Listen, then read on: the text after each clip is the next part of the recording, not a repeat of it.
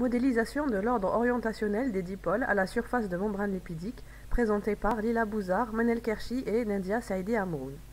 Les membranes lipidiques sont des composants essentiels des cellules, elles représentent leurs parois. Elles se composent de deux couches de phospholipides qui s'agencent de manière à avoir leur pôle hydrophile dirigé vers le milieu aqueux.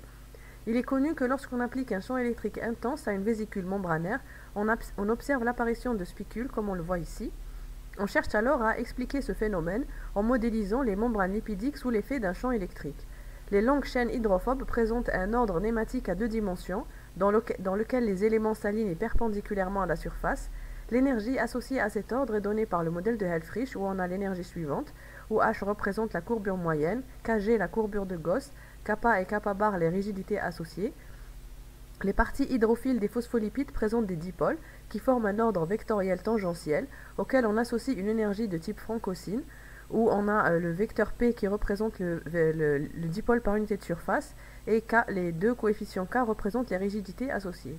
On a ensuite un couplage entre l'orientation des dipôles et les courbures de la membrane, c'est l'effet flexoélectrique. Il est modélisé via la densité énergétique suivante, où H parallèle représente la courbure directionnelle le long de P, H perpendiculaire la courbure directionnelle le long du vecteur perpendiculaire à P.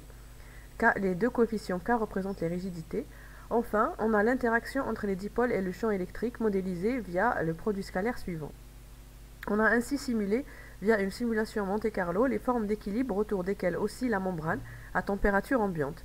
Les paramètres utilisés sont ceux du monde biologique qui sont donnés par les valeurs ci-dessous. Il est apparu qu'un champ tangentiel de l'ordre de 10 puissance 15 volts par mètre aligne les dipôles et crée des ondelettes qui oscillent à la surface, tandis qu'un champ normal du même ordre crée des zones de grande courbure, des pics et des creux, pouvant conduire à l'électroporation. On s'est ensuite intéressé aux défauts topologiques qui apparaissent dans le cas d'un ordre vectoriel sur une surface sphérique.